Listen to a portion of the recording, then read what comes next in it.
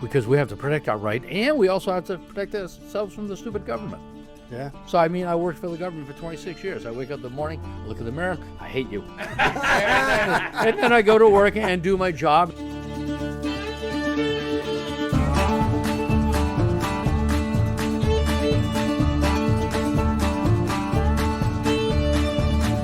Welcome to Cumberland Unfiltered. My name is Gary, and I'm joined by my co-hosts, Brad and Jason. Our guest was born in Providence in 1960, and he now lives in Warwick. He's the father of 4, the stepfather of 4, and he's got 13 grandchildren. He served in the United States Army for 11 years, maintaining the Pershing nuclear missile system in West Germany. He was employed by the city of Warwick for 26 years as a network and telecommunications manager. Known as a political activist, having participated in many Rhode Island campaigns, he ran to become a Rhode Island senator in 1998. Please welcome to the table the next United States Senator from the state of Rhode Island, Raymond Ray McKay. Yay! Yes. Please welcome back, you mean. Please welcome. Yeah, well, that's good. That's true. This is he's an old friend that's making a Round two appearance. Yeah. So Exactly. A lot to talk about. One of the coveted few. There's only about 5 people that have done round 2. Yeah, you're right. Yeah, so you've got Because you guys are so charming. in the beginning, the first couple were because we had no guests. And now, that happens. now we get people messaging us all the time. It's hard to get. We had just had a couple while I was on vacation. We had a couple. But yeah, and then we try to vet everybody a little bit. And rightfully so. Yeah. You know, because we didn't vet a few of them, and trust me, people let you know online. There's no Remember those? Yeah, there's no shortage of vetting agencies that people online. You know. Keyboard warriors like boom, done. Yeah. Yeah. So unbelievable. Then you got to vet what they're sending you. Just is it true or not true? You know, we try not to get too involved on the Facebook pages and stuff. But anyway, I don't want to monopolize. How's it going? The campaign's going. We're hustling. We're all over the place. We're here today. Very happy to be here. And from your lips to God's ears, there's the sign, McKay for Senate. Yep. Signs are going up. If you need a sign, info@mckayforsenate.com. Send us an email, or you can go to the website and click on sign up for a sign. We're putting out all throughout the states. We've got 3 sizes. The small, which is that one right there. The medium is a 4 foot by 4 foot. And then we've got several of the large going up on Route 10 and other locations. Those are 4 foot by 8 foot with a picture of yours truly. Yay! I love it. Yeah. So is it on your website? Just go on your website and click. Yeah, the website's got it. It says ask for a sign. So keep it simple, stupid. Money there too, I bet. Oh my God, yeah. So we're hustling for bucks. The good thing is we don't have a primary, so we're straight on until November, and we're hoping. Actually, the past 5-6 days, there's been an uptick in donations, which is good. Nowhere near where Jack Reed is. And we need to get at least halfway there. If we can get halfway there, we have a winning campaign. Awesome. The state of Rhode Island is a one media market. You don't need to spend tons of money. A year and a half ago, I met with Senator Cruz when he was running for re-election, and we were talking up in New York, and he mentioned that he was going to need about $250 million. $250 million? To run in Texas for his Senate seat. And I'm like, you take a look at that. If I have $80 million in the state of Rhode Island, I'm paying all you folks $2,500, $5,000 a piece to vote for me. Yeah. And I'm still gonna have I'm gonna have money left over. So That's crazy. Yeah, we're a one media market. We've got 750,000 voters. It doesn't take a lot of money. It needs to be well spent money correctly. And I'm a constitutional conservative. I'm gonna watch every penny I spend. So we're not going to spend it full As you will do when you get to Washington. Oh, Washington's going to have a heartache with me down there. Well, it's going to be a lot of fun. I like the constitutional supporting sign of that. Yeah. Oh, my goodness, all day long. We should have thought of the $2,500 a voter. We just gave. we thought we were high rollers. We were giving out Brad D. for Mayor shopping bags. It was like, hey, have a reusable shopping. Oh, T-shirts too. Yeah. T-shirts. We do have T-shirts for some of my volunteers. We are rolling them out. T-shirts are also for sale at $20 a piece. The McKay for Senate hats are $25 a piece. So we've got merchandise as well. The signs are free. Put them on your front lawn. That's advertising for the campaign to help you, to help yourself. That's what this is about. This isn't about me. It's about fixing America, fixing Rhode Island. So get the stuff out, the word out, name recognition. People have to know that the Democrats have a worthier opponent. They have a patriot, an 11-year Army veteran who's going to kick tail. And we're going to get down to Washington. We're going to drain the swamp, to include our own swamp, because there's problems within my own party. Okay, let's not misunderstand anything. The problem is deep, and it needs to be fixed. It's going to be a generational fix. It starts now with me getting down there on January 27 with your help. I can't do it by myself. I need you folks. Awesome. So that's good stuff. Okay, now I'm off my soapbox. Yeah, no. I like that a lot. Get me all fired That's up. all good stuff. That's you're right. There's a big. As you were saying that Reed has other people that he has to beat in the That's primary, correct. right? So that it's too early to say who you're going to be running against. 'Cause Yeah, we got to clarify for the viewers. He was saying that on the show before the show. He was saying that he hasn't said the it. pre-show, He hasn't said it on the show yet. like when they do all those things for MLB and all that, they have the pre-show, right? Yeah. That's right. So that's right. On the pre-show, he was saying that Reed does have two primary opponents. So let's hope that he's not the opponent. I think you'd have as good a shot with any of those other two people. I'll have a much better shot because the other two don't bring in the falseness of seniority. Understand when these folks come in, these senators and everything else come in, and they said, I got this money for the state of Rhode Island. The reality is you didn't get that money for the state of Rhode Island. The generals and the admirals fought for it tooth and nail to get that in their budget because that's what they need. And you helped it along the way. But the real work was done behind the scenes. Oh, the people in the uniform are the ones who are making the cognizant decisions of what will defend America going forward. What we need out of Newport, what we need out of Quonset, and what we need out of Groton. So these folks, these generals are putting together with all their planners, with the admirals, with all their planners and everything else, sitting down and everything and saying, here, you folks. It's nice that we have somebody with military experience in the Senate. That number is dwindling. And so when we retire our 30-year Washington senator, we replace him with somebody who's a military veteran. So we're not losing anything. Right.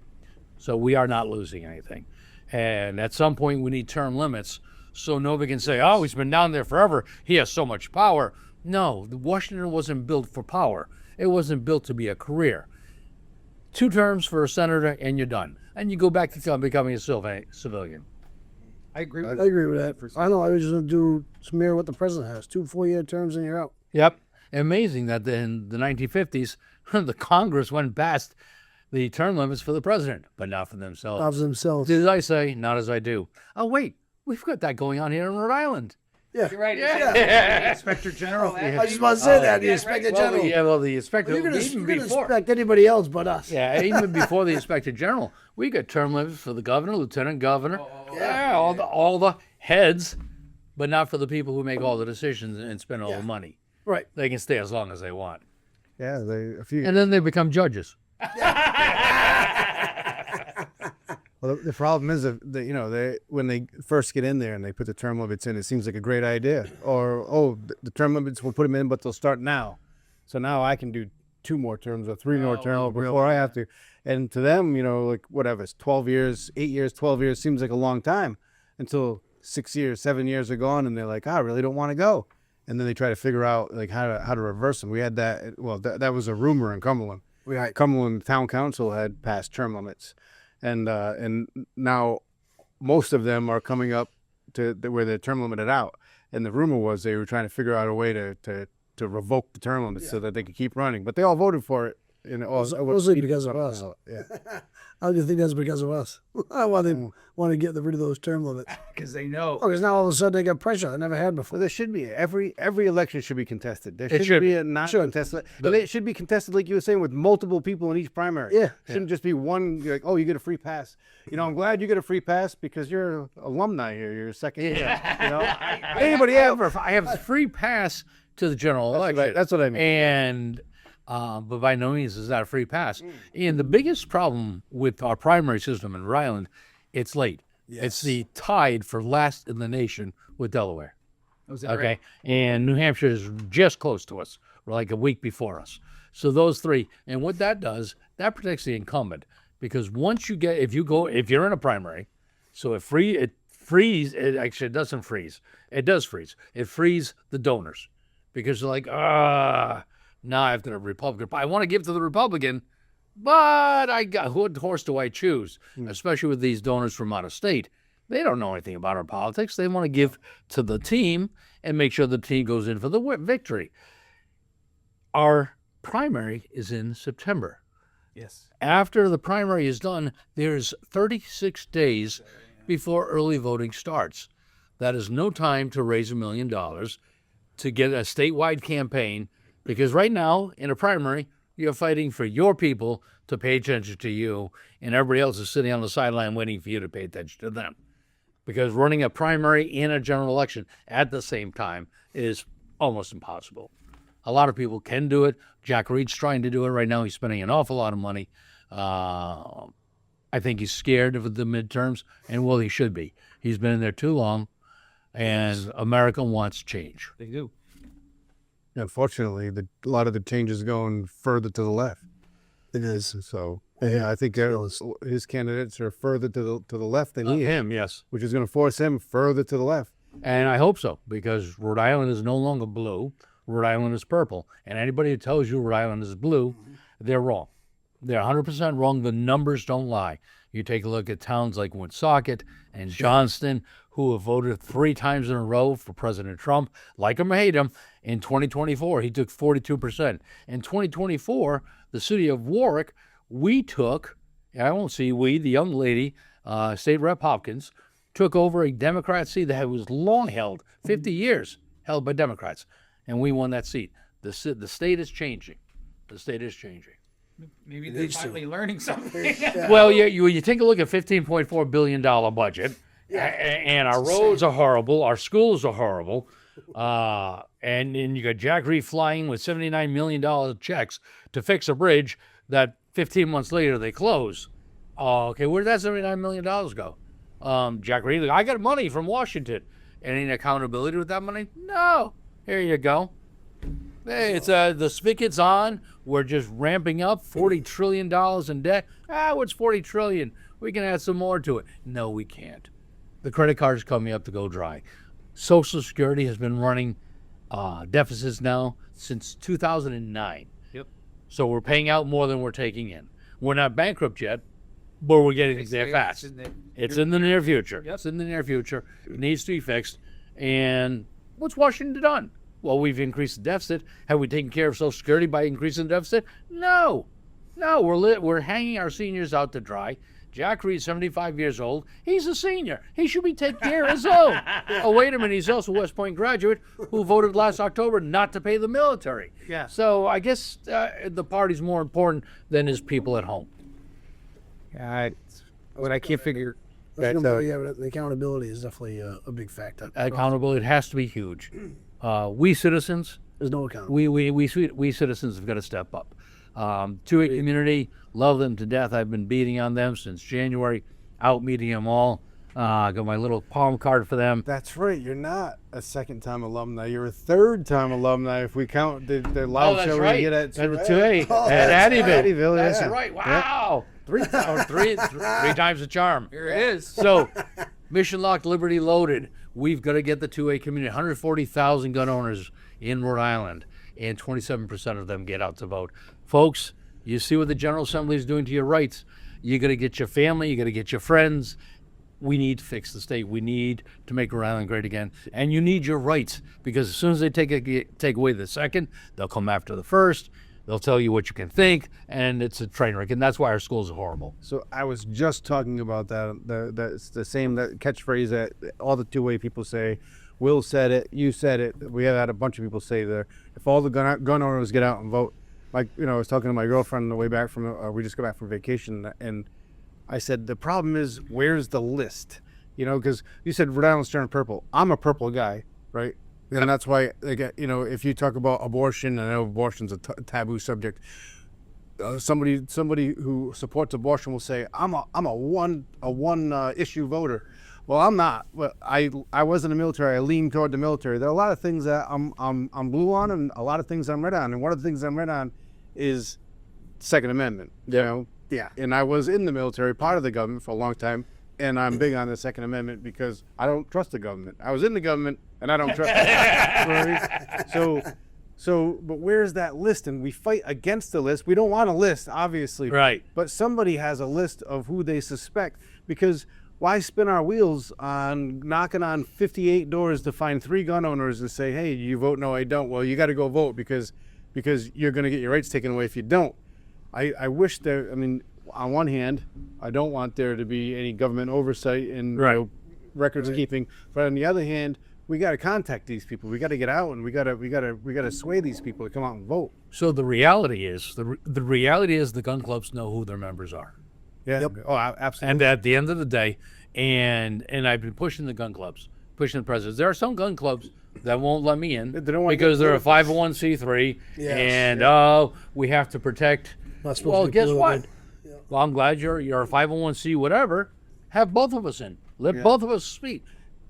Clear transparency. Make it happen. But you presidents of the gun clubs, and a lot of them Democrats, and I'm shocked, but you've got to encourage your folks to get out and vote. They've got to get out and vote and protect themselves. I would love the list because I would make sure they get out to vote. But I understand we don't want a gun list around. That's just bad, generally speaking. So the presidents of these clubs, which are given the responsibility of maintaining their clubs and growing their clubs and protecting their club's privacy, well, the way you're going to grow your club and protect their privacy is to protect their rights. You've got to motivate them to get out. Yeah. Because if they don't get out, you just got to close your gun club one of these days. Yep. That's the reality coming to Rhode Island. Oh, the Supreme Court's going to... The Supreme Court keeps kicking the can down the street because they want more cases in front of them so they can do a one and done. And God bless them, that's not a bad idea to keep rehashing because these anti-gun people are looking at every possible way to tweak it. So it's not an assault on Second Amendment. We just want to make sure that it doesn't have too many riflings inside or whatever it is. Yeah, or the gizmo can't be so high. Yeah. Stop it. Stop it. We understand the game. Okay, we understand the game. You're not doing anything new. We're on to you. And as, again, an Army veteran to a supporter, this has to stop. And the Second Amendment is there because of the First, because we have to protect our right, and we also have to protect ourselves from the stupid government. Yeah. So, I mean, I worked for the government for 26 years. I wake up in the morning, look in the mirror, I hate you. And then I go to work and do my job and do budgeting, zero-based budgeting, which is what I will bring to Congress in 2027. And I'll require, and if I happen to be on the one of the budget committees, I'll require zero-based budgeting, which means you start from zero, and then you prove out everything you need. You don't go up, I get $3 billion last year, and inflation is at 3%, so give me $3.3 billion. Yeah, no. Prove that because of everything you got. Yeah, prove you need it. Can you make any savings in there? Was there a program that became very beneficial and reduced your cost? Well, pass that cost reduction on to the taxpayer.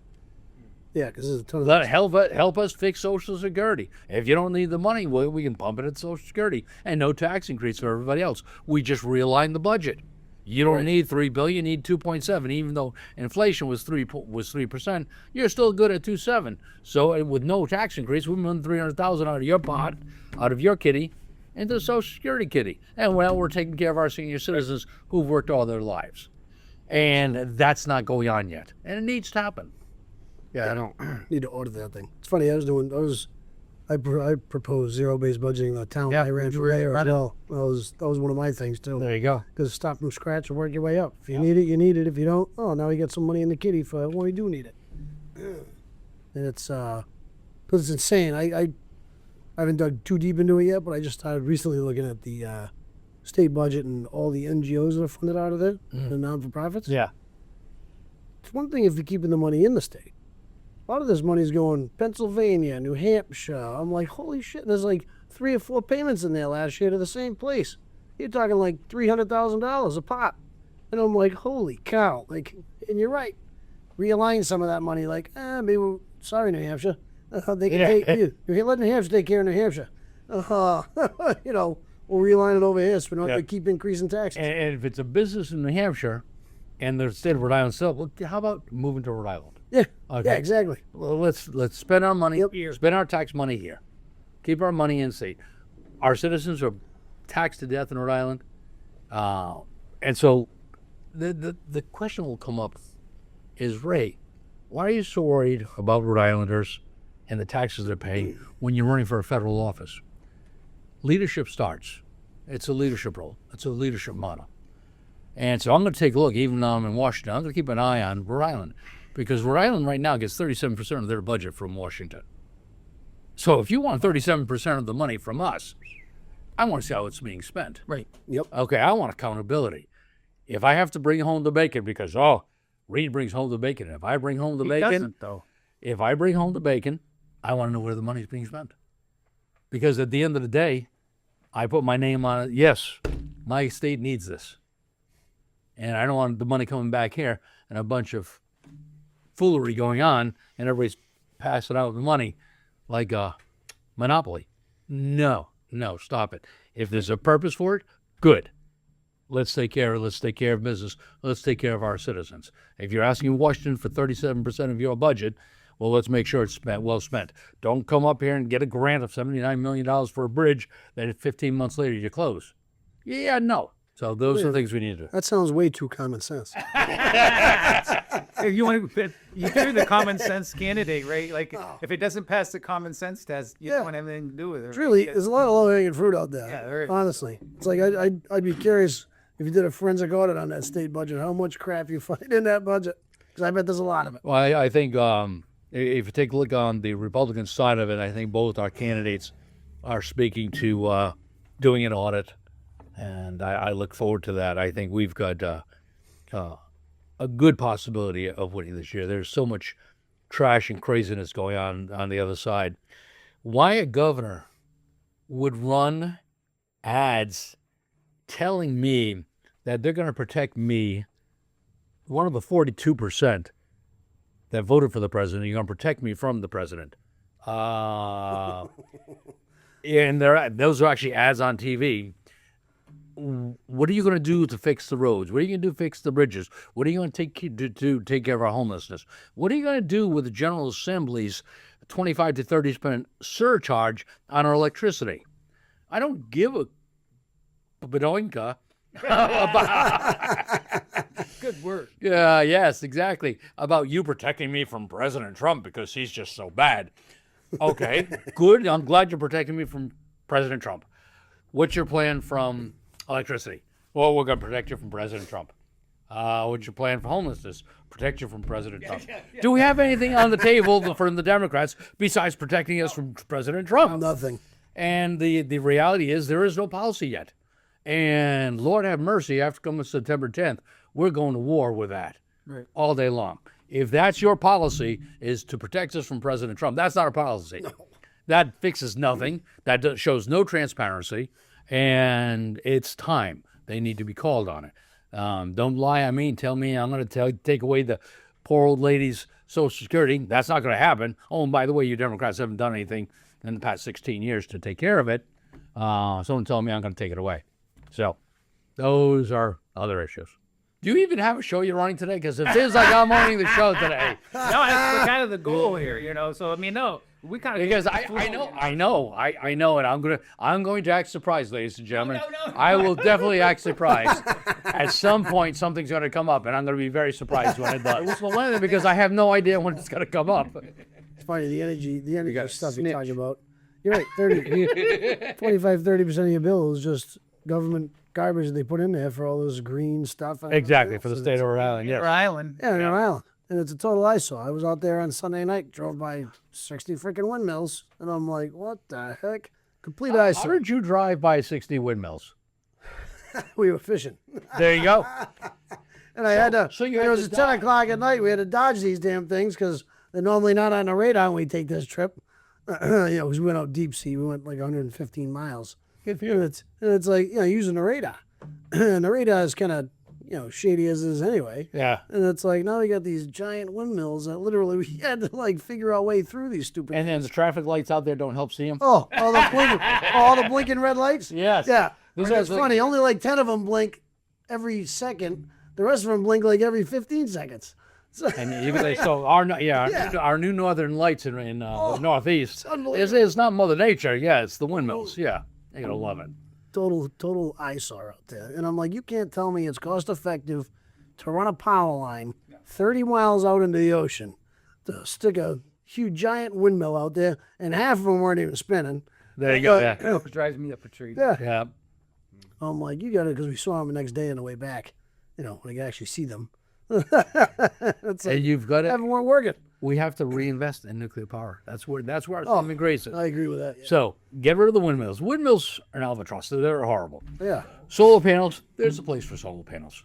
On top of the walls, roofs. on the roofs, Yes. and everything. You don't clear cut forests because not for anything we humans need oxygen, and our forests provide us with oxygen. Something called photosynthesis makes that happen. Woohoo! So we need the oxygen. And by the way, why would you put solar panels on farm fields?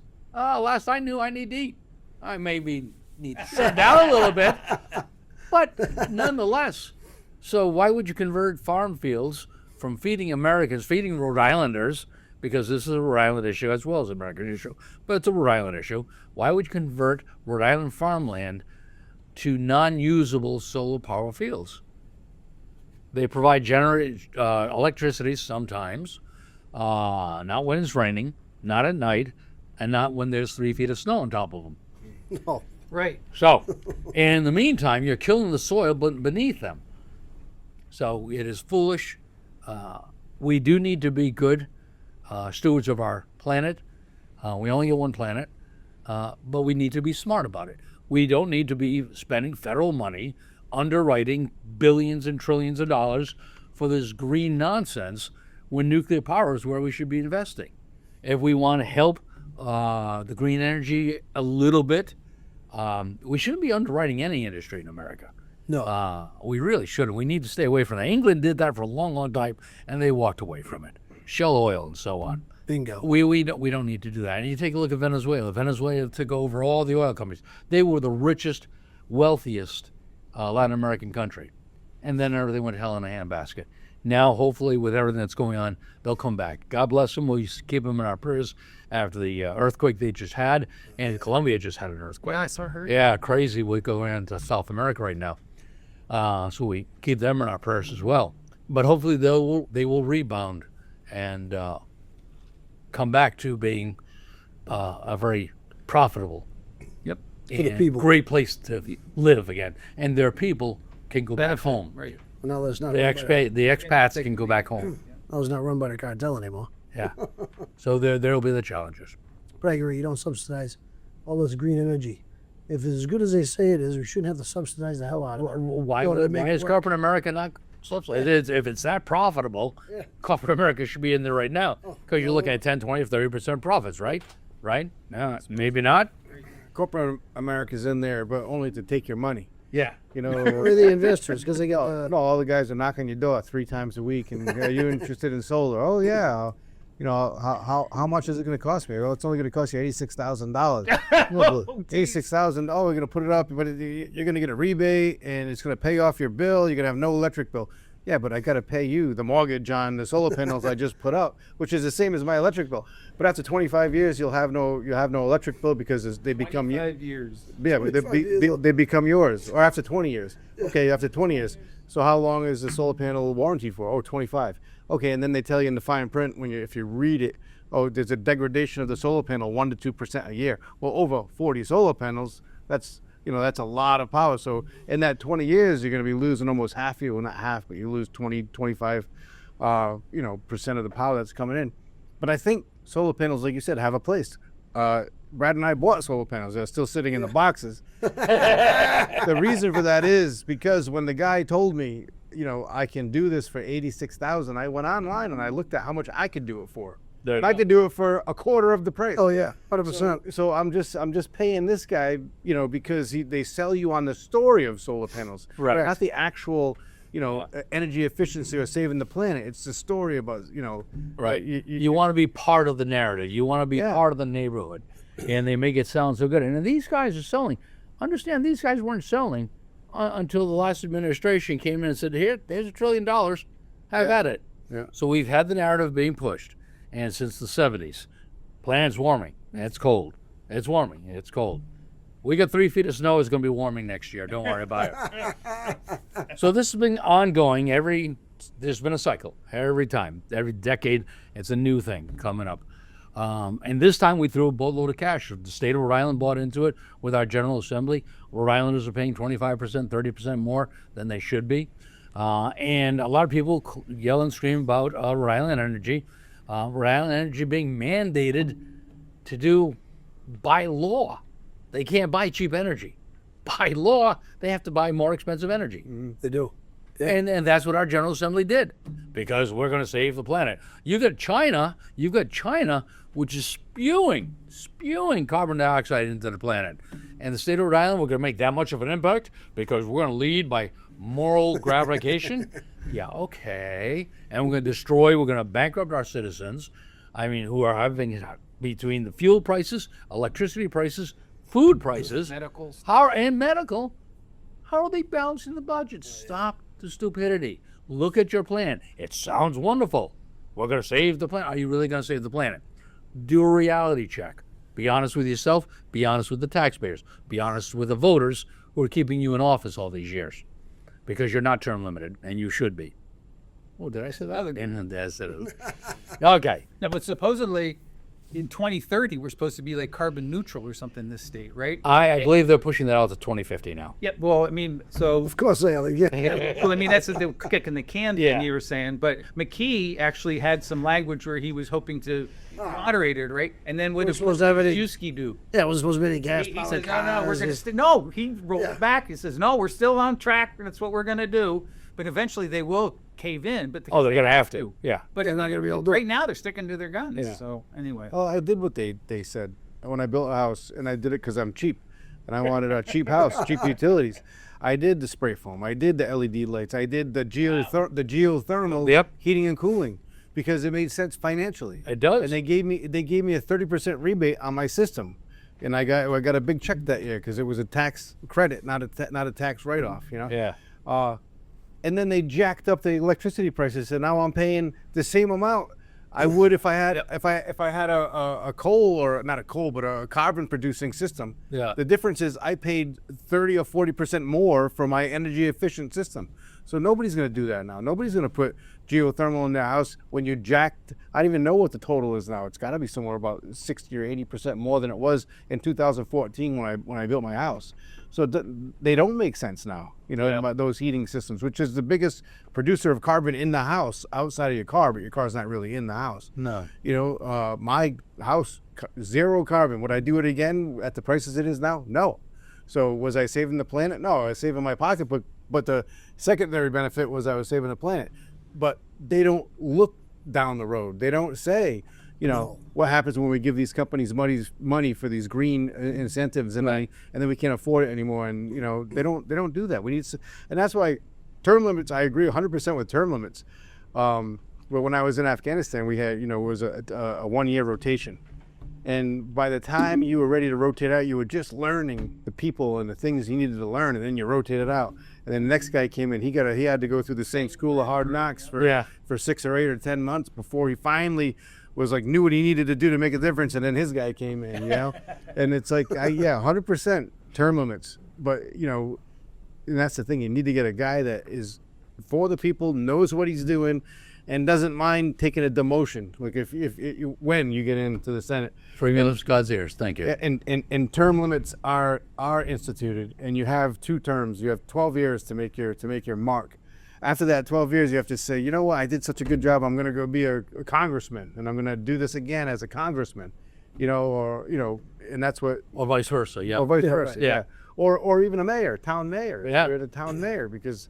This is what I can do in the Senate. Now let me do it for you locally. Yeah, and that's what Brad and I have this argument, not argument, but we have this discussion a lot. I focus more on local stuff in my town, and he's more involved in in the state stuff now than he was 3-4 years ago, and because you need both. You do. You need both. And that's like a lot of the criticism of who could be your primary, I mean your general election opponent. A couple of them they haven't held any major offices or anything like that. You know what I mean? And I think I read very, very quickly right before we came on the air, because I thought I knew everything about Ray McKay, having seen him twice already. 3 times. Twice before. 3 times. This is the third time. True. Yeah. One of them I think didn't get signatures, unless that was Munoz. I think got the signatures. All 3 of them did. Oh, did they? All 3 got signatures. So that was bad poop from AI. So, And that only cost, I did AI real quick, it only cost 6 gallons of water to do the AI. with the data centers and everything else, that's another conversation coming up in Brewing in America. So let's go real quick. What we're talking about serving before. Yes, I've served the government 11 years in the Army. Did 26 years with the city of Warwick. And now I'm running for the United States Senate. And people are like, Ray, you should start low, start local, and then move your way up. This way you understand. Ladies and gentlemen, spending 26 years working in the city of Warwick, being in front of the city council. So there are a lot of workers who will never see behind whatever they do. Good, solid work for the city. God bless them. My role with the city of Warwick was to go in front of the council, defend my budgets, defend the money I was asking, defend what I was going to do.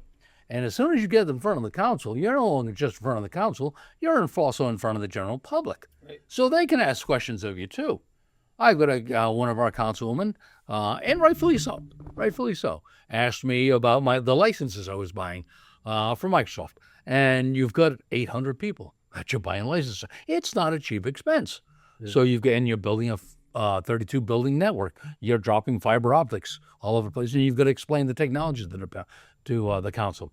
And then somebody who thinks they know something will come up and ask a question, and you could be ready to answer it. I've done all the grassroots work. I've spoken with the councils. I've spoken with the mayors. I've worked with the government, the governor's Office of Highway Safety when we rolled out an application for our rescues in the city of Warwick. I've done all the local government stuff. I understand the people. I've talked with the people. The people have talked to me. They told me how much they love me, because everybody loves Raymond. And they've also told me how much they're not in love with me. And those conversations are always special. But I've already been there, so I understand that part of it. So walking around, and I've also been active in politics for 3 decades. So I've done the door knocking for other candidates. I've managed campaigns. I've walked with candidates door to door. So I understand where Rhode Islanders are. And I get the entire greenfield of view, if you would, of a campaign. So this United States Senate run is, I won't call it a promotion, but it's a step up from what I'm doing and from what I've done in the past. I've traveled to New Hampshire to help Governor Bush as a volunteer when he was running for his first term in president. We had a bunch of us leave Rhode Island, go up there to do that. In 2004, I was lucky enough to be sent down as a volunteer to Pennsylvania to work on the re-election process. I was blessed to work with Governor Kajiri's team at the very beginning. He had some good people he brought in, solid gentlemen there, good ideas. And we won't talk about 38 studios and the windmills. That was at the end. But that's something there, because people will look. They'll look for the negatives. Always. Nobody wants to think about the positives. They will look for the negatives. Are there positives? There are always positives. Do you feel better about yourself because you put somebody else down? And that's where we are as a society today. Jealous. And we need to be very careful about that. If someone did something good, give them kudos for it. It's not the end of the world. It's not going to break your bank. It's not going to break your back. If they did something good, okay, good. If they're a jerk 95% of the time, well, that's fine. If they did something 5% that was really good for society as a whole, well, grin and bear and say, yeah, that was good. 95% of the time he's a jerk, but actually he did something 5% of the time that was good. And those are the challenges we Americans have to face, and we have to own, and we're not owning them today. With all the keyboard warriors out there typing their vile descriptions of all of us, there's no repercussions. Back in the day, if you had something ill to say about my mother, we're going fisticuffs. No ifs, or buts, right then and there, and you will learn not to talk bad about my mother again. God rest her soul, she's probably up there saying, you better talk nice about me now. But that was back in the day. Now you got keyboard warriors. There's you suck, and there's nothing comes back at you. There's no response. There's no, I don't. I block you. Yeah. But there's no recourse that you can really do if they lie on you, and oh my God. So one thing we've got going on right now, and I'll bring it up because it's been percolating more and more. PACs that I take money from. Yep. PACs that I take money from. So far, I have not been blessed with any real PAC money. I've got 2 PACs that have donated to me, and one's United for Liberty, and the other one is Fighting for New England. So those are the 2 PACs. I had 4 Jewish individuals donate to my campaign for a total of $57. These folks came in through the Republican Jewish Coalition site. And because they came in that way, so I've got to set up on that site for monies to come in. Because they came in that way, this organization that tracks who the Jews give money to and everything, more succinctly, AIPAC. That's the American Israeli PAC. They track PAC money. Who's getting the PAC money? They put out a wonderful glossy of red as the devil. I took $57 from AIPAC. That came up. I had a supporter of mine says, Ray, if you're taking money from AIPAC, I can't support you. Took your yard sign down. I'm like, wait a minute. So I went and talked with my treasurer. I said, we haven't taken any money from AIPAC, right? And by the way, if I'm taking money from AIPAC, it's going to be at least 5 digits. It's not going to be 57 bucks. Okay. We're talking tens of thousands, okay? Jack Reed's taking 41,000 from them. But I have none. And the problem I have with America today is, and I've read a couple of the comments, why can't our Jewish Americans support my run for the United States Senate? I agree. I have a problem with that. I have a problem with, if anybody wants to support my campaign running for the United States Senate, I'm running to represent all Americans. Everybody. End of conversation. Black, white, Hispanic, Chinese, yellow, whatever, Jewish, Christian, all of them. Right. All of them. And those of our Islamic friends who become Americans and who join Americans, not trying to practice and enforce Sharia law on us. Right. So if you want to become part of the melting pot and become an American and embrace our nation and the way we agree with that. we live, 1,000,000%. yeah, done. And I'm going to represent all of you. But if you want to take it sideways, you want to change my country, you want to go down a communist path, we're going to have issues. If you want to introduce Sharia law, which does not belong in the United States of America, we're going to have issues.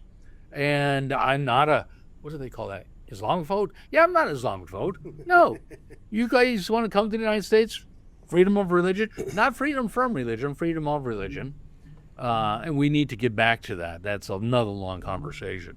That's fine. If you come to be part of the melting pot, if you want to be American, if you want to bring your assets to the United States of America, your knowledge to further the growth and development of this nation as the greatest nation in the world, then you're welcome here. If you're coming here to take money away from us, to increase our deficit spending, and to ideologically change our nation, yeah, we've got a problem. Yeah, totally agree with that. Spot on. That graphic I can't get out of my mind is that thing that happened in Spain recently. Oh, The Moroccans, yes. crushed the soil, yeah. And I just am kind of like you were saying, that you want the right people. If you want to be an American and you want to embrace the things that make it Yes. Americans, we want you. Exactly. Okay? But I see those 55,000 people just pouring over the border. Yeah. I'm going like, that could happen here the same It actually already I happened. mean, it already I happened. mean, the Biden thing, you mean Yeah. that? Last That's 4 years. Yeah. I sit there Open and I border. say, holy mackerel, that's quite the It's I see it all the time now because I know like a lot of them went back the next day or whatever. But I mean, they just overran the border and they weren't ready for them. Europe's is a basket case right now. It's a mess. And the United States is going down that path. And we need to put the brakes on. It's going to take a change of leadership. It is. And that's why I'm running for the United States Senate. You need leaders. You need patriots. You need somebody with a backbone and with a set. I don't care, man or woman. I get it. Got to have a set. Yep. And you got to stand what you believe in. You can't kowtow every time you turn around. Nope, that's what you see constantly. We need the SAVE Act. What's going on in the United States Senate right now? Wow, the United States Senate needs an enema. That needs to be cleaned. It does. That needs to be cleansed out. I'm very disappointed with the leadership there. And that's my own party. Right. That's my own party. I'm disappointed. We should be moving things forward. Understand a lot of people in America are very upset because things aren't changing fast enough. We got the president in, you got Congress in. We have both houses of Congress, the upper chamber and the lower chamber. So we've got it all. And it's not moving fast enough. Well, you get the president doing all these executive orders. Those are just good to the next president. Right. Yes. Congress needs to step up, get motivated, and start passing laws. Yep. Whatever the president's put into pen, they need to put into law. And that's not happening fast enough. You've got a lot. Again, the swamp is big. Everybody talks about the swamp. And, well, what's the swamp? You get the swamp of the United States Senate. The SAVE Act passed the House twice. Yep. Can't get it past the Senate once. Well, we've got our gentleman's agreement that if we don't have 60 votes, guess what? Right. Harry Reid in 2013 said we don't need that. We're going to move it. So it was okay for them. Then Mitch McConnell, our guy, he did that in 2016, 2017 with the Supreme Court. So it was okay then. So we did those 2 times. Something as important as voter integrity that we can't move? Are you kidding me? We own the American people fired the Democrats. When they hired Trump, they didn't just hire Trump. No. They hired the Senate. They hired the House. They said the Democrats are gone. The Republicans are in charge. By God, lead. You are in charge. The American people put you in charge. End of conversation. The Democrats went too far.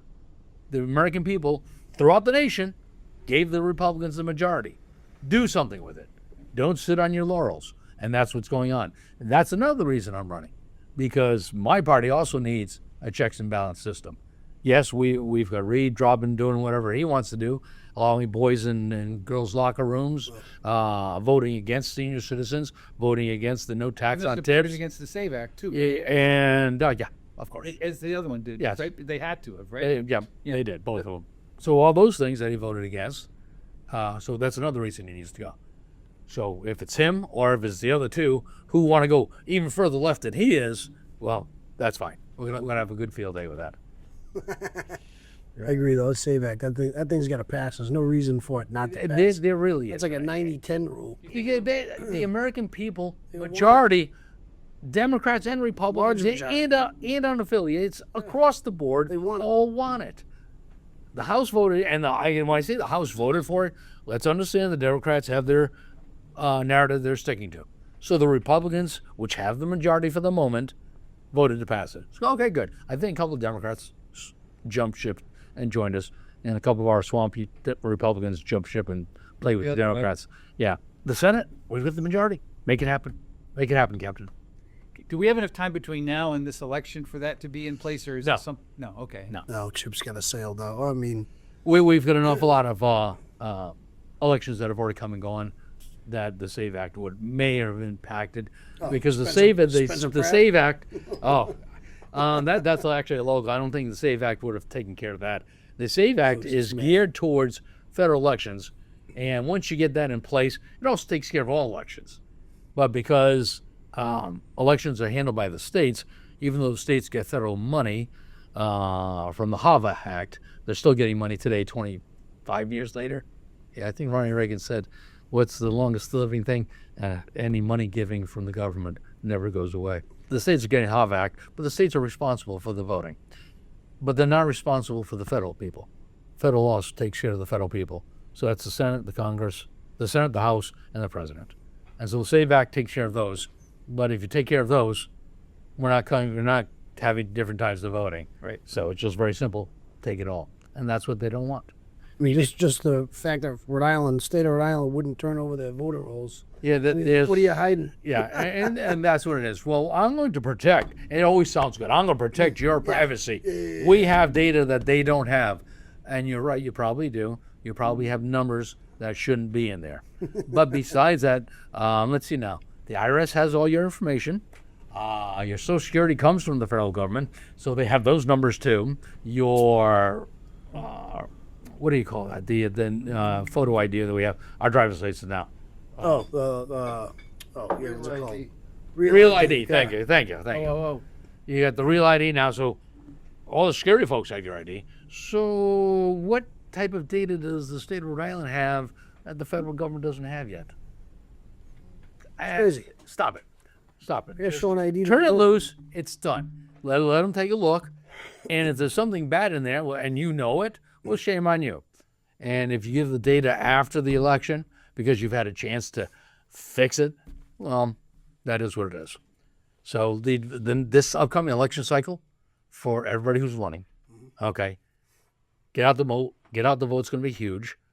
Mail-in ballots is going to be huge. Yes. Farming those ballots has to happen. Yes. That is the way the game is played. If you're not doing it, you should not run for office because the other side is doing it. Oh, So they've down pat. They've got a science, and we're good. We're smart. We need to catch up the science, and we need to do better science. We need to get our people, our low propensity voters out there. We need to do our farming and get our people out there. Got to happen. We cannot leave any stone unturned this election cycle. I get it for sure. So, it's there's so many things that have to be done. And this state already has aren't we required to go in with a driver's license now to get to vote? And we have that in place, yet those two numbskulls can't go and vote. So the state's already set up that way, but just because they're on the other side of the fence, they want to just put their feet down. And it's nothing to do with if it's right or not. It's right. a Democrat. It is the narrative. They are, again, Jack Reed is tied to his party's narrative. It's no longer about Rhode Islanders. It's about his party. He has lost his way. A West Point graduate has lost his way. It's sad, and he needs to retire. He needs to get out. We have to clear that one out. So I think they're against the SAVE Act, him and White House, because of it limits mail-in ballots. I think you have to provide a photo ID when you mail a mail-in ballot. Or I think didn't Trump just pass push an executive order about the post service? The U.S. Post Service now won't. That's a recommendation. I don't see that. I don't think that will see the light of day. No. I don't think that'll see the light of day. Yeah, because he was trying to get the mail-in ballots that came from states that have voter rolls identified. Yeah. They wouldn't mail it. They were going to hold You can't get it that way. You get it swear. Yeah, he was trying to backdoor it. So, And you're right. Take a look in California. Yeah. How long did it take that election? And you take a look, the graphs of when the votes were coming in, and all of a sudden it just peaked. How does this candidate spike when this guy's in lead? There is no mathematical. You take a look at all the mathematics behind it, and how in God's good name can it just She got 100% of the mail-in ballots one day, and I'm like, you can't even fudge it To make it look more realistic. 100%. Come on, nobody's buying that. Well, it is. For me, I think it should go back to the way it was when I grew up, which you walked in, you show up in a line. Yeah. I think we had the day off usually if you were working or this is 18 when I started. And when you went in, you pull all these levers and you went like this with a bar and you registered. There's nothing you can do it's there. It's in the can, right? Yeah. And then now you've got digital. And they wait with those mail-in ballots till everything else is done, and then all of a sudden they enter them in, and it changes the whole thing. I think. Well, these ballot counting machines are open to hacking and everything else. Like it's digital. It is a challenge. It's easier. It's more inclusive if somebody can mail a ballot in or go in and vote early. I mean, I like that there are some conveniences. I understand that, but not for that stuff. Yeah. And for me, California, every day I said give them another day to do what they wanted. Oh, they got another day to do what they want. What, 7 weeks or something like that? They were still counting out. Ridiculous amount of time, Pete just went ahead, and then that one's ahead, this one's ahead, and that one's ahead. Back then, we know the elections results that night. But now they can't do that anymore. No, but that's with what all I this don't- I don't technology. understand. Well, they have 40 million people. I guess they get to play by different rules. All this technology we have supposed to make Yeah, everything exactly. better. Make things go faster, but it's not the case out there. And that's not the only state with that, but they're Right. the ones that seem to take the longest of They do. everybody, too. So, I mean, and The president, not president, vice president Vance has come up, and I 100% support it, that the voting day should become a national holiday. yes, right. Should be Voting day should be a I know national it's one I holiday. did back, but Yeah. we won't talk about 100%. that right now. 100%. Because you're right. 'cause And I'm then you have okay no with excuse to get done. early voting, 5 days. yes. 5 days across the nation, early voting. Yep. So, No man. which includes weekends, Saturdays and Sundays. And the workers will get paid, they'll be compensated, so nobody's working for free. And not this 20 days, 35 days. It's 20 working days in Rhode Island. Yeah. So working, so it doesn't include the weekends. So, yeah, those are 5 days. That's all you need. 5 days early voting in case something comes up. And then the day of voting, national holiday. Yep. And so you've got 6 whole days to plan your life to get in and vote. And if you're one of those unfortunate people who are required to work on the national holiday, like a doctor or a lawyer, or no, not a lawyer, like a doctor, like doctor or nurses or something. medical Those medical, firemen, policemen, first responders. Again, you've got 5 days prior, I see what you're so you're going to be off one of those 5 days. Rather than So- the absentee ballot, which is what you did Right. when you were in the military, right? Was it yours in a Well, that the military folks overseas still get the absentee. Yes. Yeah. But back then I had You're candidate. and I had to have my You're mandate. Yeah. To like committed to sign it to swear on a stack of Bibles that I was the one who filled it out. Yeah, exactly. Kind of acting like a notary, kind of. And it should be notarized because you have no idea. And Rhode Island did away with that. I did it by mail last year just to see, and it's a thing about your autograph, how you sign your name. I go, where do they check this against? You know, Yeah. Giant I machine. sign my name the same way twice in a row anyway. I mean, it's different every time. I don't know how they. I don't know. You get a giant machine that matches up signatures, I supposedly. what was in my mind, and that was it. I'm going to get in line this year because How are we doing with your list? How are we doing? pretty good. The other the other thing I wanted to say is that when Reed got into politics, the national debt was $4 trillion in 1991. Yeah. Now it's 40. Yep. So that almost would suggest to me that's he becomes part of the problem in that kind of math equation there, Yeah. rather than kind of because you would hope that there would have been and there was 1 year, 90. There 1 year when we balanced it, that was it. And I think that was what Clinton was in there, might have been. It was Clinton was in there, and there were a couple of years that the budget was balanced. One of the years was an overpayment to Social Security. So, The federal government? yeah. Oh, really? No, not the federal government. We the American people, put in more money. More than we were supposed to, as far as Yeah. now. So there was an overpayment in one of those years, which Oh, that's how it balanced. that's how. Yes, exactly. We had too much money in this account, and yeah. So that was part of the balance. don't make any I believe that's on my website. So we actually did go back that far and took a look at that. All I say Because is, at some point, people are going to come up and they're going to say, hey, so, and in fairness to Jack Reed, not that I want to give fairness to anybody, but I was just talking about this a little while ago. 95% of jerk, 5% right. So we'll go down to 5% with the senior senator from Rhode Island. And the 5% is all the 35 years that he's been there.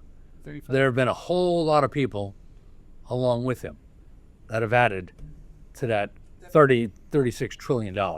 So not just him. Was he a voice in the wilderness to be heard to say stop? No, he was not.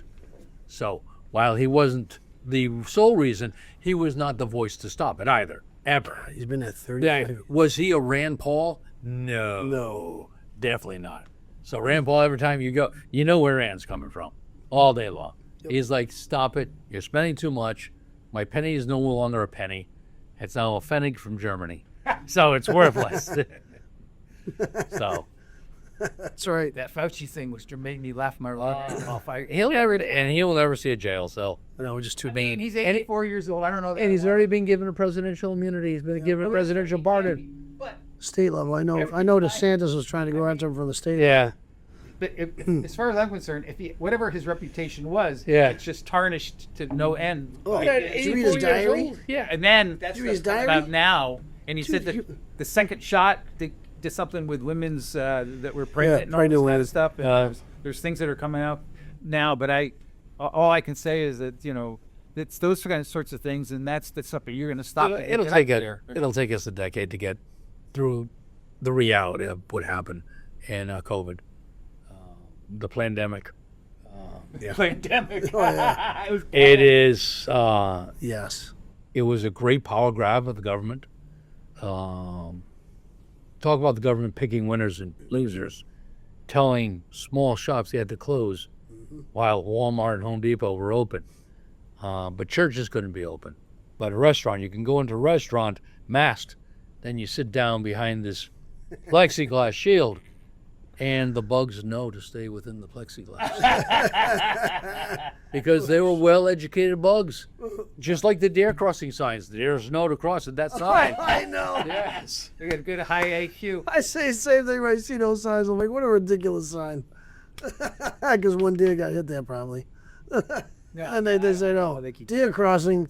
Yeah. 'Cause it's a deer highway. So we joke a little bit, but there's an awful lot of reality and truth behind it. And like I said, it'll take a decade before we know, if we ever know, the final truth of everything. I don't know that we ever will. The swamp needs to go away. Yes. The swamp needs to go away for everything to become clear and everything else. Yes, the government has secrets because there's military stuff out there that we're doing that general public shouldn't know. Trust us. They have to have a certain trust level within the government. Right now, the people don't trust the government at all. No, not at all. And we need to regain that. That is dangerous. That is dangerous.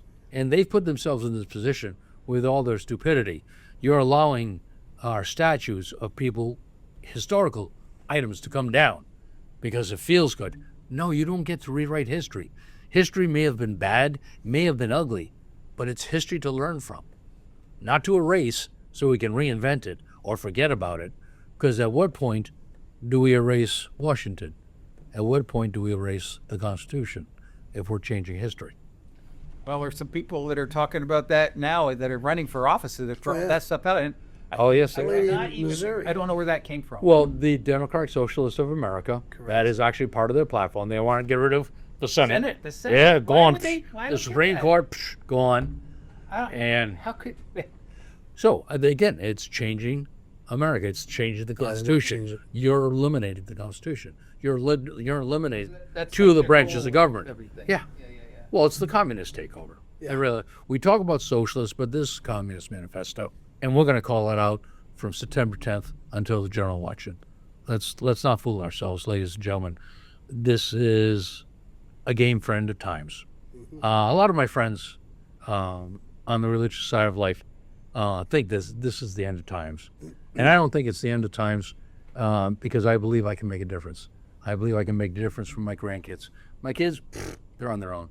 But my grandkids, they're at the right. That's it goes. Yeah. Grandkids. it's the grandkids and everything else. I probably just lost 4 votes. Oh, wait, 3 of my kids already have to say, so that's okay. I just lost 1 vote. Their votes. Maybe. But I don't think we're at the end of times. I believe America has better days ahead of us. We have to fix where we are. We really do. So we're not in a good spot. No. We're not in a good spot. Neighbors aren't getting along with neighbors. As friendly as I am, there are folks who just won't talk to me, and I don't get it. My politics is one thing. Come over, let's sit down, have a beer, have some wine, have a burger, have fries, have some chicken, and just relax and enjoy life and enjoy what America has to offer. We can agree to disagree like we used to. I'll go back, I'll tell a story. I told it on a lot of campaigns, stumps that I've been going on. My uncle, God rest his soul, Uncle Bob McKay, City of Warwick councilman. Last session, I believe, no, he was on council afterwards. It had to do with the mayor. The mayor who was running for re-election bolted from the Democratic Party, ran as an independent, and lost. This is when Link Chafee first became mayor. So we're done. We're moving on to the Democrat who won to offer them congratulations. So I'm just fresh off active duty, 92, fresh off active duty. And I'm with my uncle, and we're walking into the windjammer. down on Rocky Point. Yeah. Yep. So we're walking in there because they've got the hall rented for their candidate. And we walk in, and the barbs that come flying from my uncle. Now, this is family.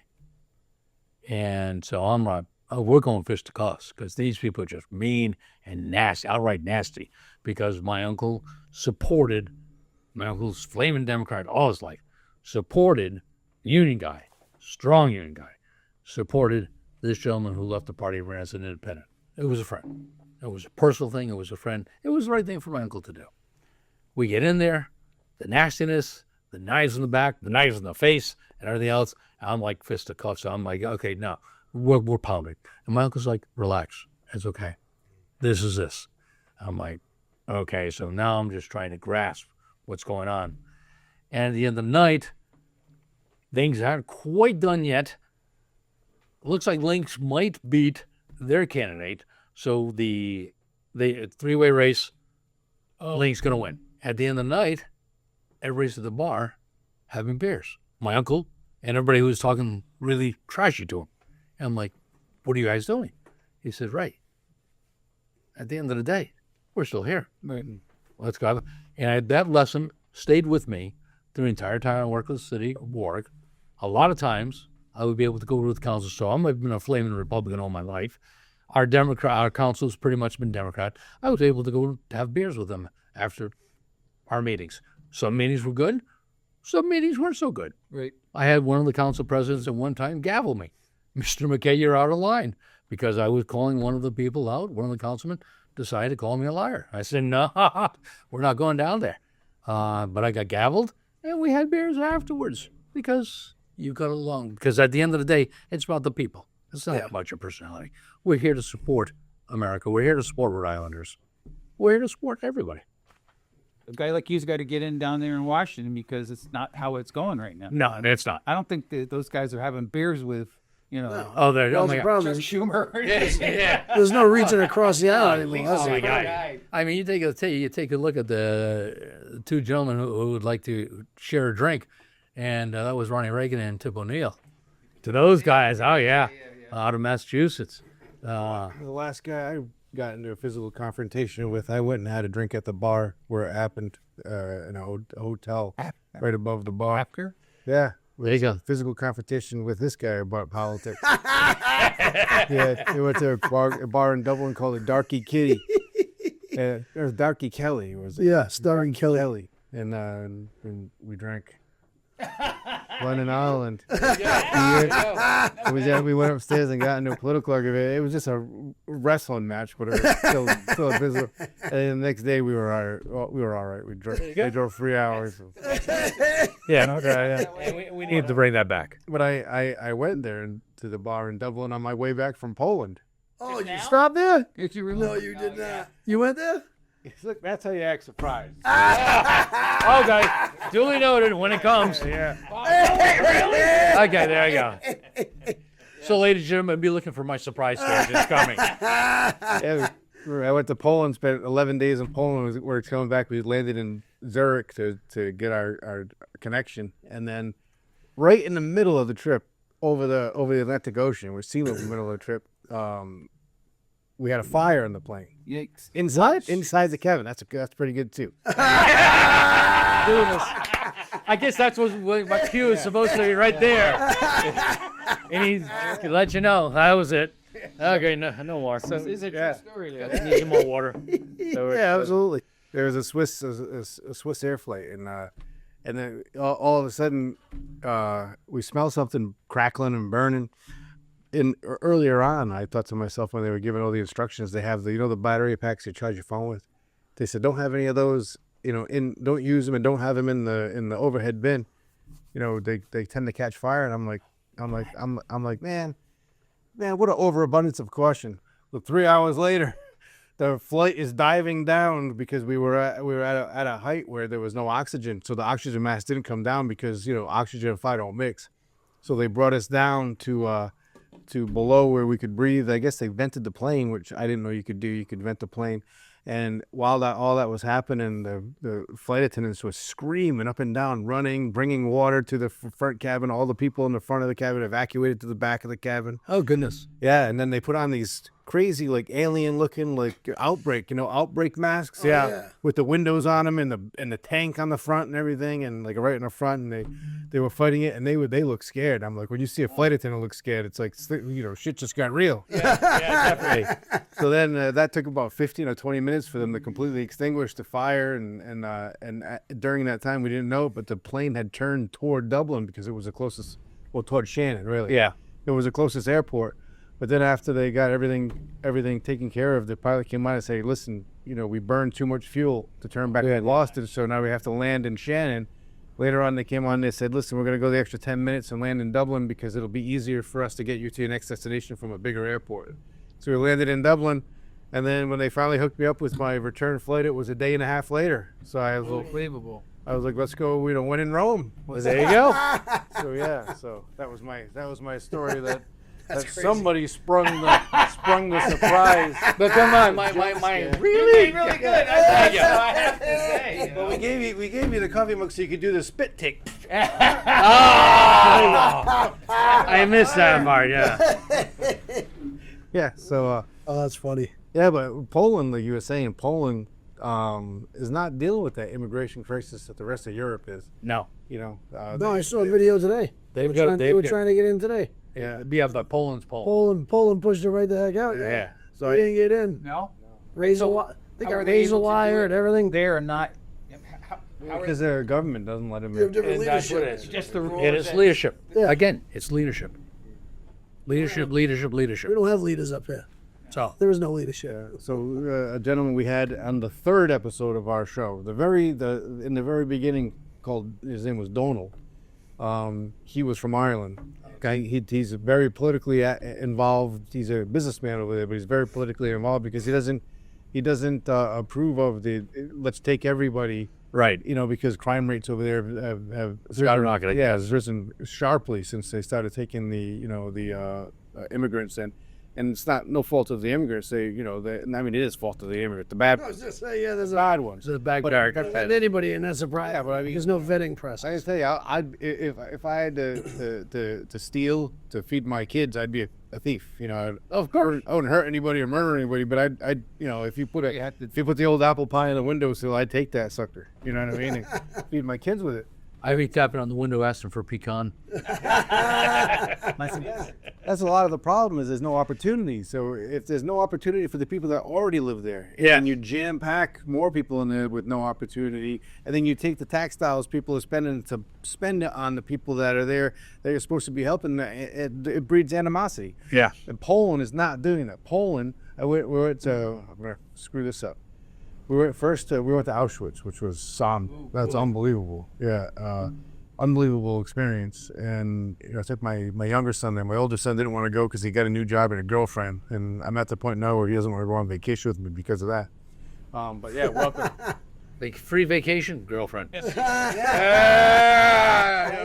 even told him I could probably swing bringing the girlfriend too if she can get the time off. And he was like, no, she can't. But Auschwitz was crazy. And then we went to Wrocław, Okay. and very clean. It was a small city. It's a city, 600,000 people. Not many Right, Americans. that's small. Holy jeez. Not many Americans know about it. It's the third largest city in Poland. 80 cathedrals. Holy shit. When Americans think of Poland, they think about farmland and backwoods. I mean, this place was unbelievable. Giant castles. It's got like the biggest castle in Europe. And then we went to Krakow, which is it's Kraków. Apparently, Kraków. Over there. Kraków, with a V. What a beautiful city that was. Is it? But they have none of those. There are plenty of tourists there of every ethnic background, but they didn't have any of those dirt, filthy city issues or homeless issues or begging. I mean, maybe there was in places I didn't visit, but downtown there was none of that. Then we went to Dublin, and Dublin downtown, and my girlfriend is from Poland. That's the reason I went. She always wanted to go to Ireland. When we were getting at the airport to go home on our flight, finally, she said, "Okay, well, I've scratched that itch. I don't want to go. I've seen Ireland." I said, "You haven't seen Ireland." She goes, "I've seen enough to know I don't want to come." I said, that wasn't Ireland. That was an I island. said, that was Dublin. You go to Galway, or you go to Mayo, you go to Cork, you go to Kinsale. Kinsale. I say, it's an unbelievable country. Dublin does not give off that impression. No, not anymore. Yeah, no. It was a mess. It's a mess. And the homeless were everywhere. And there were people that kept running up to us, asking us for change. That's the difference between accountability and no accountability. Yep. Yeah. I mean, even over here, it's like they arrest people, put them in jail, and no bail type garbage, and then they let them out on the street again. Yeah. I mean, and I can't say, I can't criticize Dublin too much. I mean, you can go to, from 15 minutes from here, go to this Smithfield. People outside the Lowe's and the Walmart at the corner, at the intersections begging. They're not intrusive and they're not, accosting anybody, but we still have our own homeless problem. Oh, we do. Yeah, even in Woonsocket, it's a big story now. In Warwick, we've got it going on. Yeah. Yeah. All the panhandling going.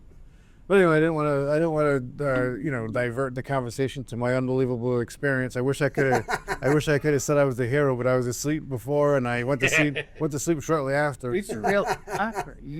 Some of the people slept through it. And let me tell you about the confusion of people that waking up and with deep planing only to hear that we're in Dublin. What? We're in Dublin? Like, yeah. Oh, seriously. Oh my God. Slept through the whole thing. The chaos, the emergencies, there were no sirens or anything. Can't sleep for 10 minutes. And the plane it took like a nosedive down to where you could breathe because they didn't want to have to bring the oxygen mask down, so it went down. Yeah. Never heard of that. That's crazy. That makes sense. Does, yeah. Yeah. Why feed the fire? Yeah. Yeah. And then I guess there's a method that they can change the air out from the outside air. So you always think that, oh my God, if you're in a plane, you're encapsulated. If it catches on fire, it's smoke. But no, I guess they can circulate the flame, the air, bad air. Yeah, push the bad air out. I didn't know that those. Are they lithium batteries? Those things that gas the fire. So aren't there certain things you can use to put that fire out, and certain things you can't use to put out a lithium fire? You're supposed to use like baking soda or something. That's what I'm saying. I don't know. Put water on it. What happened was the water was, I think, for what that thing caught on fire. So that thing caught a chair on fire. I mean, someone needed to get to extract that device though at some point first before you did the other stuff, right? Because otherwise you've been throwing water. Yeah, like I said, Gary, I was asleep and went back to sleep. So He wasn't taking a first-hand look of what was going on. I was like, "Wait, you got some kind of terrorist with a gun or a machete? I'm in." But that's not my game. Let me go back to that. This The professionals handle that one.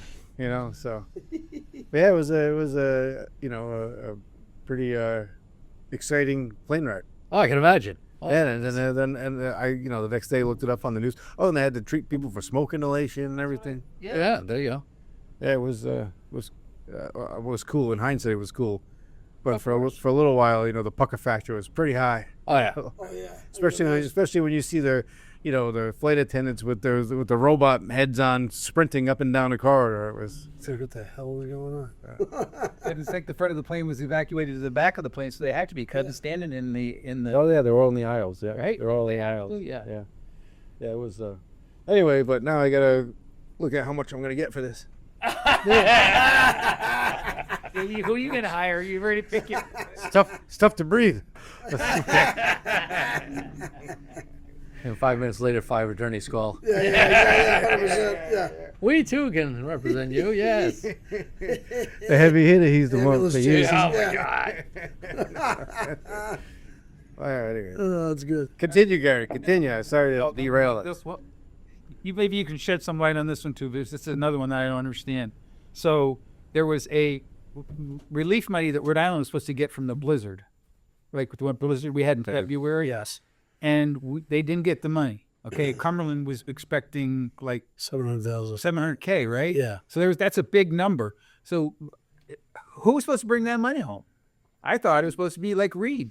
Okay, and I think he must have screwed up that application or something or other, or because he's a Democrat, someone else decided Rhode Island doesn't have enough juice to be able to do anything, so we're not going to give them that money.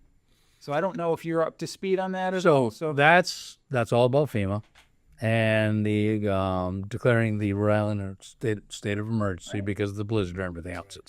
and Rhode Island applied for X amount of millions of dollars. Would that have been someone at the state, or The application went through, okay, and the application was rejected.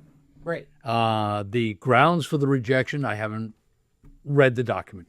As for the grounds for the rejection, I will say openly that if all 4 of your members of Congress continuously bash the ruling party and the president, and your judge, McConnell, and your attorney general keeps suing the president and blocking all his orders, at some point, if you keep kicking a dog, the dog's going to bite. Yes. And whether that was retribution for 2 years of belligerence from our elected officials and not working with, because they know better, with a $15 billion budget, we've been doing so well, and a bridge that's closed, we know better than anybody else. Yeah, okay. I'm not certain that it was political retribution. I know it happens, and you wish it didn't, but life is reality. I mean, if I treat you guys poorly and then ask you guys for a favor, if I was a dick on the last show, Yep. and I will say, can I come back? Yeah, I may not come back. It's all about the views. It's all about the views. I tell you, what we should have asked for COVID money. We got twice what we asked for. Oh, You know, that's another issue. PPP money or whatever. That's Oh, yeah. you get twice what you asked for, and they would have sent it to you month after month. But money for the storm, we get. So I have not read the final document that denied the denial document. I just know it didn't happen, and everybody's losing their mind, and that's why we're seeing Helena and McKay say, "Well, I'm going to protect you from Trump." Well, haven't you done enough? Kind of what I'm. Haven't you done enough and hurt us already? How about working with the guy and working on behalf of Rhode Islanders? Stop with the TDS syndrome, Yes. and let's do what's better for everybody. Okay? I've never seen so much hatred for any president of the United States. I thought it was crazy for Bush with the hanging chads and everything else. Not my president. Actually, he is. Guess who was my president? Barack Obama. He was my president. Imagine that. Constitution conservative like me, and Barack Obama was my president. Yep. That's so was Bill Clinton. Yeah, go figure. I like Bubba. You know, you look back on guys that. Hey, wait. Did you like Bubba or did you like Billy Beer? That was his brother. Yes, exactly. Jimmy Carter's brother. Yes, it was. Right. Yes, it I was. mean, I thought Clinton would have been like the only president that I would have enjoyed going out with, have a beer with. He was good in regards to he understood America. It's the economy, stupid. Yeah. And that's why George W., the father, lost. Yep. Because Clinton understood. Well, Ross Perot didn't help. No, Ross did not. Yeah, You know, he missed a big area. He's Yeah. out. He's in. He's out. but you know, I think Rhode Island, because it's been so the way that it's been in terms of the Democratic side of things, Oh yeah. it may get in the way of grants like that. I mean, I can't Very be well. positive that it was or that Reed was the spearhead of the whole thing. Right. But I mean, he's the guy that's got to have the juice right to get on the phone and go, "What did you just say? Yeah. That ain't happening, right? Isn't that what a good senator could do and change the Typically, if you have a good, it's supposed all the senators. There are 100 of them, 2 from each state. They share the same juice. They should be able to have that conversation. At some point, you've got to realize it's give and take. There is no 100% in life. There is no 100% in life. Ronald Reagan said, if we get along 85% of the time, life is good. right? And you know what? That's good. You have 15% of, so there is no, I love that eagle. I actually have that eagle. I just caught it in my eye. Yeah. I've got a candle looking like that eagle in my house. There you go. It's actually in my office. So, but getting back, wow. Squirrel! Now, if we got it, So I haven't read the document. Yeah, you've got to get along the 85% of the time. There's no 100% in life. Have I read the document of the declining that aid? No, I haven't. That, we go back to a gentleman, God rest his soul, Al Gemma of the Warwick City Council, who once suggested that our snow budgets should go into restricted accounts. And if you don't spend it this year, well, it stays Sure. for next year, and you just add to it. Instead of putting So- in another line item. Yes, exactly. Use it or lose it. And that never made it to a formal presentation for the city council in Warwick, but he argued for it, and I wholeheartedly agree with him. That was one of the better points that he came up with. Give credit where credit's due. And the state of Rhode Island should do something like that. And every city, town in the state of Rhode Island should set up their snow budgets in that manner that they're restricted accounts. Where you give $500,000 this year. We use $200,000. Doesn't mean you get to use $300,000. No. Because this is Rhode Island. A few years from now, you're going to need that money. You're going to need that rainy day account. You're not going to need to go to the federal government because you were smart managing your assets. You were smart managing your money. And you had the resources available because you planned. Yep. You weren't like a drunken sailor. I have $300,000. Let me spend. Yep. Yeah, no. General fund. Exactly. Yeah. Yeah, that's. I mean, it happens everywhere, but that's one of the things that the compromise is what made America. If you go back to Henry Clay and all that stuff way back, right? Yep. And then somebody'd say, well, how about this? And then they'd be able to go out and have a beer and find some common ground. But we don't have any common ground anymore. And, No, it is a challenge. and I think this state is, although now purple, is viewed in Washington as being more.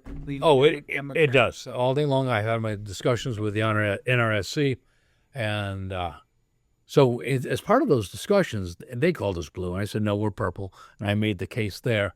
Also, when you go on Ballotopia, and just to reinforce this, because the NRSC conversation stands for National Republican Senatorial Committee, I'm not in a primary. If you go on Ballotopia, if you look at the FEC, it lists another Republican who's no longer a Republican as being an opponent for this race. Not the case. He hasn't filed with the FEC since March of 25. He moved his name over because he was thinking about running in December of 25 for the Senate. He has since walked away. He is no longer active running for any office in the state of Rhode Island, but he hasn't taken his name off the list. Oh. So the FEC still hasn't listed. FEC stands for Federal Election Commission. And that's the biggest thing. We in this room understand this. We talk about it all the time. For a lot of the folks viewing this for the first time, I got to be cognizant of that issue. And that I was once chastised when I was bringing my budgets in front of the city council. Ray, you're 100% up here. Everybody's down here. Bring it down so everybody understands. And so when we're talking the politics of the world, those of us who've been into it for 30 years, we want the electorate to come along with us. Every once in a while, we've got to help them along understand some of the terminology. So getting back to the that NRSC thing, not in the primary. I'm going straight to the general election. Support me, donate to me, volunteer for me, get a yard sign. Not that we're winding up, but just in the middle of the conversation, make the pitch. Yeah, definitely. No, so I mean, and then what is the address of the? You said info at? Is that That's the email address. That's a simple way of doing it, because a lot of people said their info. Yeah, info at McKay for Senate, McKayfor Senate.com. Right. Info at, and just say I need a yard sign. Or if you want to take a look at me before you ask the yard sign, go to the website, find out if I'm really as wonderful as I think I am, and then take a look at that. And you can go, once you pass the donation button, you can get down to ask the sign button. right? No, because I mean, we have to get some Republicans in this. This state has to change that deal, even at the state house and at the. We do. The pitiful thing is, and we were discussing this with my general consultants, the fact that there are 70 seats, I believe it is, going uncontested this year in Rhode Island. 70 total. Yeah. That's way too many. People don't want to get involved. Politics has become too ugly. And those of us in it, ladies and gentlemen, we're doing it for all the right reasons. I'm not looking for kickbacks. I'm retired. I don't need to do this. It's for the grandkids. It's for you. I'm not looking to become a millionaire. I'm very happy. If the good Lord decides that Washington is not ready for me, and I don't go down there, my next option is, why do I stay in Rhode Island? And that's going to be a serious conversation come January, as I have my beer sitting in my favorite place, watching the inauguration. I mean, the people being sworn in without me. No, not going to happen. Not going to happen, because I'm going to be in that seat again with your help, with these guys' help. With a gentleman who's losing his mind by listening to all this behind the cameras there. Kind of fun though, actually. I think this was pretty good. I was thinking, I was seeing the thing go unwinded on your back. I think it was great. This is what we want. You know, we want the honesty and the truth, and you know, you tell me how you really feel, and that's what we don't have in there now. I mean, that they're in there for a whole different reason. And if you go down there with The highest club. it's a club, right? Yeah. So I mean, and the longer and Mitch McConnell isn't even coming back, right? But he won't step aside, right? Would I hear that? Stay on track. Did I hear that correctly? That something happened, or remember he was freezing and all that stuff, but something happened and he's in the hospital. He's doing fine. Wait a minute. He's looking at Sudoku. That's not even a list. He's doing a Sudoku. Geez, what do I? I can multitask apparently. I don't know. So.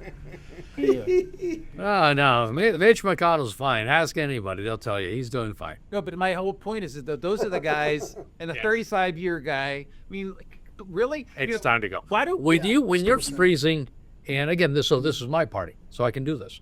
When you're freezing in front of a mic, and you have to be helped and escorted, it's time to stop. But they can't. It's time. But why can't the 35-year-old guy? Why can't he see that as being the correct thing for him to do for the state? Ego. He's not fresh. Ego. Yeah, but I mean, no. Ego. A lot of these people, they get self-consumed. Yep. I'm the greatest. I'm the best. I've been there for the longest. Hoorah for me! And they become Washington. They can no longer walk away because they are Washington. Oh, if I leave, it's going to fall apart. I have to stay. No. You leave, Washington's going to continue. We'd be in much better shape if those 35-year guys stepped aside and let some fresh folks get in there. Oh, I handle it. Right? Yeah. And that aren't motivated the way those guys are motivated, you know? So another thing we're going to take, because this is coming up more and more, and Mace just came up with it, love her to death. I am all for, so our president has to be natural born. Yeah. I am 100% behind any elected official in America must be 100% born. 100%. Level stuff? No. Like governors and all this Congress, stuff too. anything. State reps, state senators, 100% natural born. It must be. Because why are we allowing non-citizens come in who don't have the birthright to be deciding our laws, to be deciding our future? No, you came from another country. God bless you, were born there. We've welcomed you into this country to assimilate, to become Americans and everything else. We need you to continue your education. You weren't born here. You didn't learn here. You came in with other ideas. Feed those ideas to your children and your grandchildren, and who will be fully indoctrinated into our nation. And immersed, not so much indoctrinated, but immersed into our way of life. You came in here, especially when you came here as an adult. So there is no educating. You're predetermined, predisposed to an awful lot. And a lot of your countries and throughout the world aren't doing so good, rather failing. Don't bring those here. It's like the Californians going to Texas. You trash California. Don't bring your policies and your politics to Texas. They don't need it. And that is happening right now. That is happening. Yeah, a lot of people are California. So if you vote a certain way, i.e. Rhode Island 80 decades, and your bridges are closed, and you've got the highest tax rate going in New England, and you're double New Hampshire's budget, Yep. maybe it's time for a change. Maybe it's time to stop doing what you're doing. It is, and that's the part that I'm trying to draw. Big delineation. I agree with you. You're a citizen, natural born for every position. I don't think that's necessary. I can understand the viewpoint, but I don't think that. I that's mean, necessary. that woman that's running for governor in Like maybe taking a test, to know or being able to speak English. I thought about that. I thought about all those sorts of things. If you come here, you're coming here because where you are is working for you, right? Right. And you see, this is the option. It's the correct option, and that's because it's a rather wealthy country, and by comparison to most countries. But then when you get here, you bring in all your own baggage and all your own ways and means, and you want to have a national day for your people and all this kind of thing. I mean, Yeah, well, it's a problem. for me, it's like I want to get rid of the prefixes and Multiculturalism doesn't work. It doesn't work anywhere, and it doesn't Want work. to make changes? Change your own country. America was a melting pot. Then that's right. Stay where you are and change your own country. It's a tough one. It's coming up more and more. And you take a look with El Said, who won in Michigan. Yeah, that was Michigan. We're hoping for Rogers, and we'll be pushing and supporting his candidacy. It has to stop. We have to. America has to be reborn, and our founding fathers did a hell of a job. They were farmers. They weren't wealthy millionaires, billionaires. And if you listen to the people involved today, or not involved today, oh, I can't get involved. My business might get harmed. What do you think the founding fathers did? Yes. They put their lives on the line. A lot of them died during that time frame. The American Revolution, fathers and sons and husbands and wives died giving their all for this country. And you're worried about losing $100? Are you kidding me? John Adams put his own business at risk and brought in all the military weapons. That is ships. the courageousness we're looking for today to fix America, to step up. If not you, then who? If not now, then when? And that goes for every Rhode Islander today. We've got, again, business people who will quietly support me, but can't publicly support me because they're afraid of the business. And I hope they're listening. And I understand them. And they need to be grateful for the people who didn't think like they are, because they can have businesses in America because of people who didn't think like that. That's right. Correct. And that's our gospel. We need to own and we need to be reborn with. By no means am I a zealot for any religion. I'm a recovering Catholic. and I say that, and so this is the find out about Ray McKay. I say that because I find myself more of a Catholic than a lot of the Catholics who go to church. So that's a challenge for me. Transparency. Don't be a hypocrite. Be who you are. Right. Okay? The Catholic Church has certain gospels that they go by, certain rules and laws that they go by. Embrace them. If you don't like them, then don't be a Catholic. Right. It's that simple. Don't be a cafeteria Catholic. Cafeteria. Yeah, pick and choose what I want. Yeah, You want that meat over there. Yeah, I'm not sure that's today's special meat, but yeah, no.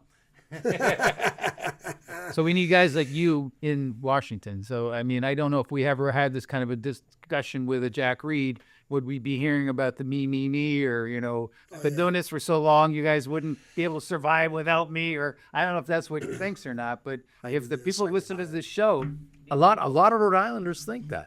They think, and Gene Valicente, Ray, Jack Reed brings in so much money. BS. And it is. It really is. It's like he's the carrier at the end of the day. So he gets, his opinion is 1 of 100, okay? And anybody who puts him on a pedestal higher than that, again, it's the generals and the admirals who are fighting for those budgets, who've got some second lieutenant with some private working all the numbers, and somebody comes up, and some specialist comes up, and some captain comes up with some crazy oddball idea, and they say, hey, and the lieutenant looks at the private looks at the lieutenant and says, oh, that might be good. And they back to the sheet, and then they go up to the major. Major brings it to the general, the admiral, and off it goes. And I'm not too quite sure that there's a major in the Navy. I'm an Army guy. Yes, I have no idea. So anybody who's, because I know Jack is big with the ring Quonset and all that's Navy money coming up here. So, and I get that. But I'm an Army guy. I don't know. I know there's just an admiral, and we don't have admirals in the Army, so I'm good with that. Yeah. And then you get the Air Force guys. Yeah, I have no idea about that. Yes. All right. So that's great. Do you want to talk about subscribing and all that stuff that you usually espouse at the end? Because this is something I'm not qualified to talk about because the signal is. Yeah. Take the dial. There it is. Ah, there you go. Forgot this one time, so now I gotta make sure. If you like the quality of the show, or even if you don't, but you want. If you don't like the quality of the show, we can talk to the guy behind the camera. Well, it's probably our fault because of the way we did the studio. But it's a very, very professional outfit here. He brings the whole team in, sets up AJ and Daryl, my other brother Daryl. It's a one-man show, very professional. Clear Signal Productions, 978-877-1555, clearsignalproductions.com. Again, we're steadily increasing on Facebook and Instagram, and we're slowly increasing on YouTube. But yeah, if you can give us if you're watching and you like to watch it, give us a like and a subscribe on YouTube. And if you're watching, you're probably already on, Facebook or Instagram. Yeah, we've had some videos that have gotten a lot of traction, and we've been kind of moving in the direction we weren't ever sure that was going to happen. So I don't know how much important. I think the subscribe thing is important to YouTube, but people are watching our stuff without the subscription numbers because we lost all those earlier last year. So yeah, no. Well, I mean, I guess we probably should have done all the research before we started the podcast, but. A couple of guys. I don't know how important that shit is. We're good at making one. We did all the research on making the set and and buying shit. But I'll tell you, the ambiance being here, this is a great feeling being here with you guys. And anybody else who comes on to this show, these folks, they make you feel good. So it's good to be here. It's a good way to reach out to the general public. These guys are dynamic. I can't say enough about them. Thank you for your service too. Yeah, definitely. And on Election Day, connect those dots for Ray McKay. Hey, McKay. Yeah, not September. No. Wait, look at that. You're right. Tagline right there. There it is. Oh Jesus. You have to put the laugh behind it. Well, thanks, Skinner, for coming, and then we'll wrap her up. Thanks. Take care, guys.